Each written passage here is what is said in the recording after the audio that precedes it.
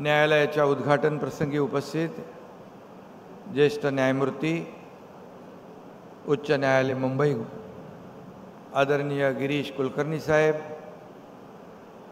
न्यायमूर्ती आदरणीय श्रीराम मोडक, तुम्ही म्हणालात इकडे गार्जियन नाही पण तुम्ही ठाणेकर आहात, ठाणे जिल्ह्यावर तुमचं खूप प्रचंड प्रेम आहे आणि त्यामुळे ठाण्यातल्या प्रत्येक कार्यक्रमाला तुम्ही यावं अशी आमची इच्छा असते. न्यायमूर्ती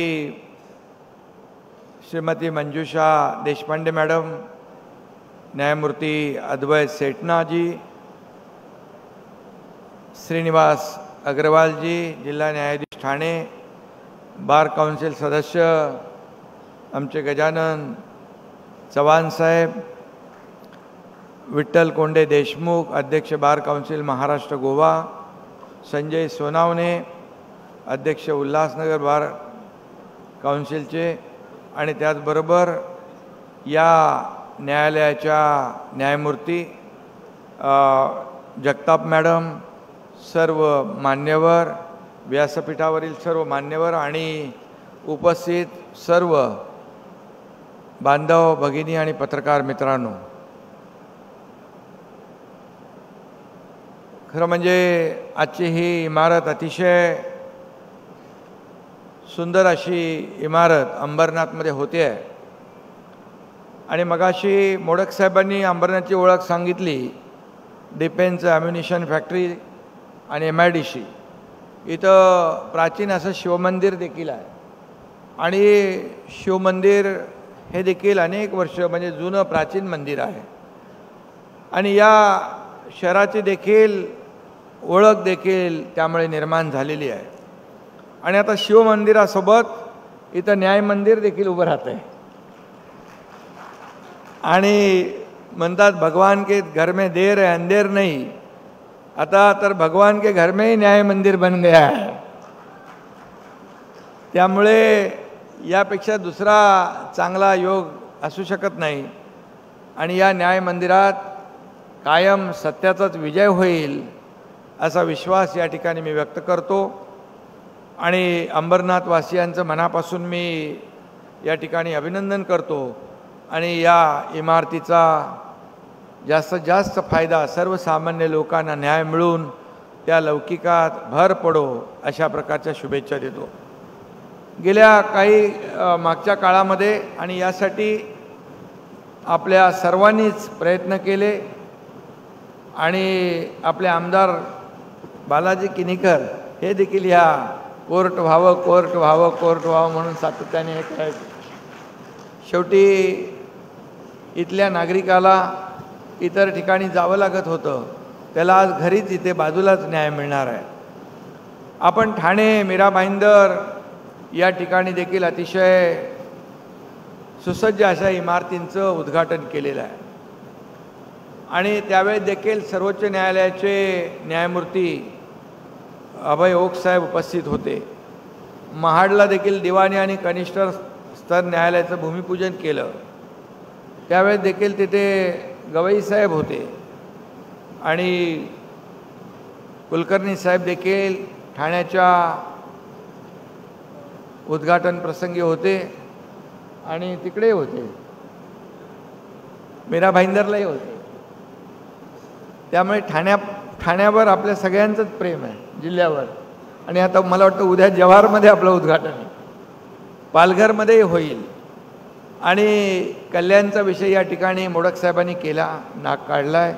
मी आपल्याला सांगू इच्छितो की MMRDA विभाग देखील माझ्याकडेच आहे, नगरविकास विभाग देखील माझ्याकडेच आहे. त्यामुळे कल्याणच्या ज्या जुन्या कोर्टाच्या इमारतीचा देखील मार्ग आपण काढू आणि तिथे देखील चांगली कोर्टाची इमारत उभी करू. आणि म्हणून ही न्याय मंदिरं उभारण्याचं काम तितकंच जितकं पुण्याचं आहे तितकं आपण पाहतो की काही धार्मिक स्थळं असतात. मगाशी सांगितलं शिवमंदिर किंवा मंदिर उभारणं. जेव्हा जेव्हा एखाद्या न्यायालयाच्या भूमिपूजनाचा किंवा इमारतीच्या उद्घाटनाचा कार्यक्रम होतो तेव्हा खऱ्या अर्थानं एक समाधान वाटतं की आता इथल्या लोकांना लवकर न्याय मिळेल. आणि म्हणून या अर्थाने खऱ्या अर्थाने हे न्यायमंदिर असतं आणि महाराष्ट्राला निष्पक्ष न्यायदानाची मोठी परंपरा लाभलेली आहे.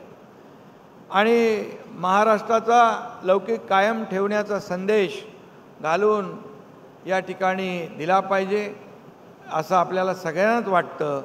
आणि आमच्या राजकीय मंडळींच्या जीवनामध्ये अनेक उद्घाटनं होतात, अनेक प्रकल्पांचे भूमिपूजन होतात, शेकडो रस्ते, शेकडो पूल आणि अनेक प्रकल्प. परंतु जेव्हा एखाद्या न्यायालयाच्या इमारतीचं उद्घाटन होतं त्यावेळेस खऱ्या अर्थाने एक वेगळा आनंद असतो आणि समाधान देखील असतं.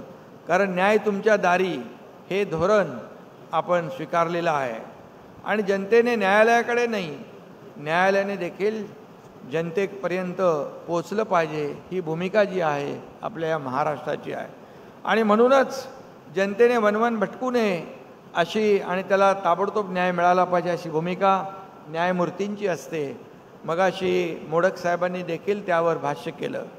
आणि चर्चा करत असताना कुलकर्णी साहेब देखील म्हणाले की जे काही प्रकरणं छोटी मोठी असतात ती त्या ठिकाणी रिझॉल्व होऊ शकतात, त्या ठिकाणी सुटू शकतात आणि न्यायालयाची पायरी चढू नये असं म्हणतात. परंतु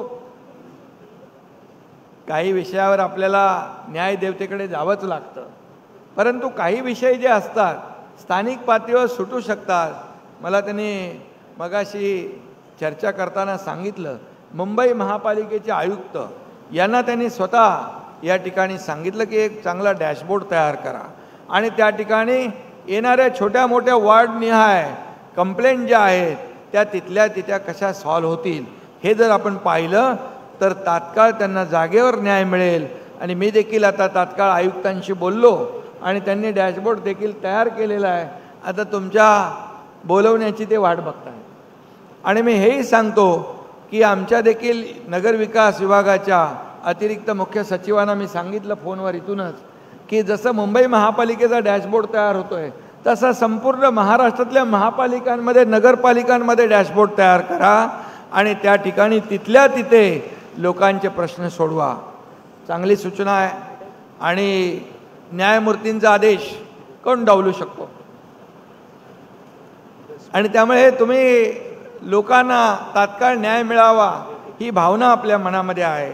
आणि म्हणूनच याप्रमाणे शासन देखील सरकार देखील जे आहे आपल्या मताचं आहे आणि लोकांना न्याय देणारं हे सरकार आहे. आमची इच्छा असते म्हणून आपण जेव्हा जेव्हा आमच्याकडे कॅबिनेटमध्ये प्रस्ताव येतात एकही मिनिटाचा विलंब आम्ही लावत नाही, ताबडतोब मंजूर करतो.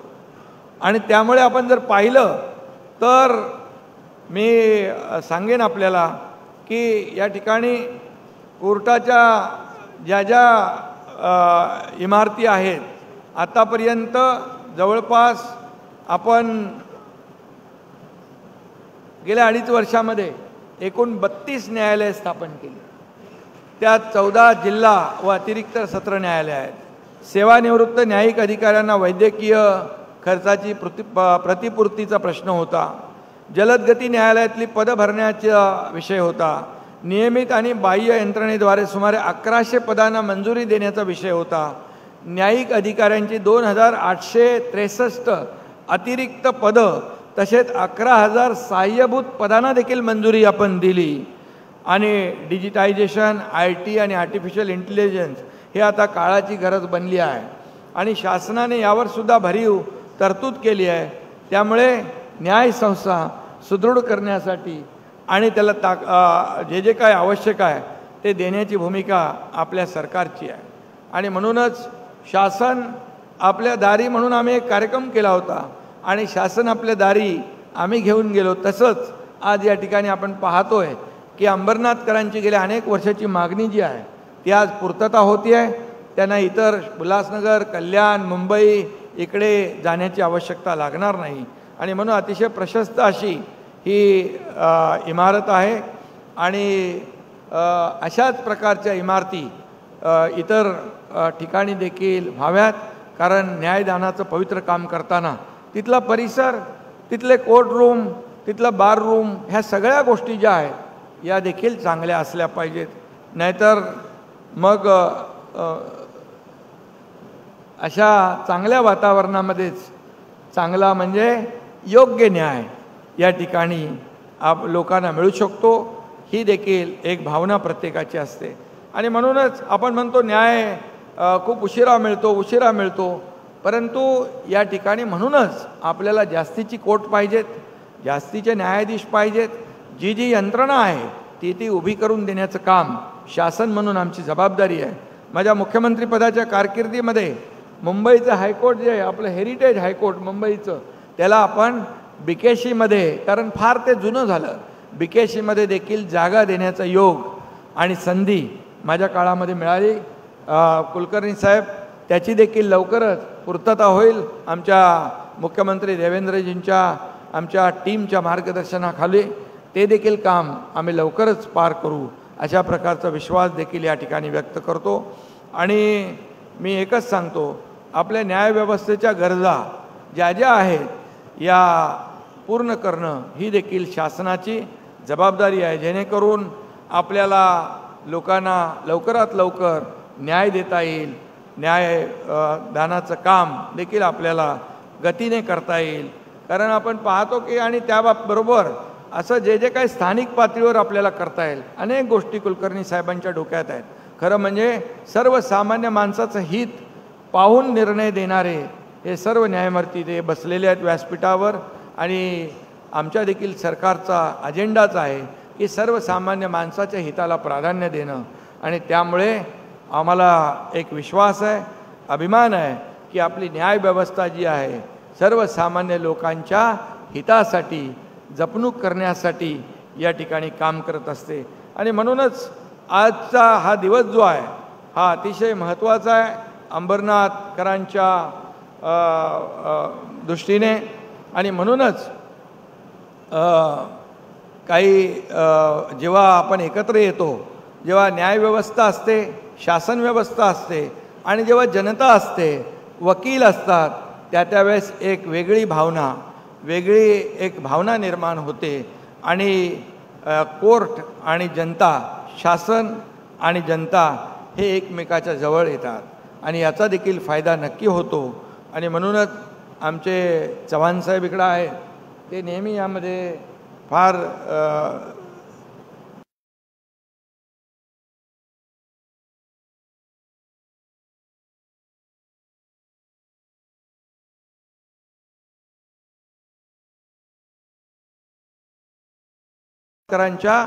नागरिकांच्या दृष्टीने अतिशय आनंदाचा आणि महत्त्वाचा दिवस आहे, एवढंच मी या प्रसंगी सांगतो. आणि पुन्हा एकदा, आणि जेव्हा जेव्हा शासनाकडून आपल्याला जे काही आवश्यक बाबी आहेत त्या करून देण्याची जबाबदारी सरकार म्हणून आमची आहे आणि ते आम्ही प्रामाणिकपणे पार पाडू असा विश्वास देखील या ठिकाणी व्यक्त करतो. धन्यवाद. जय हिंद, जय Maharashtra. Thank you, sir. Before inviting our chief guest, I want to say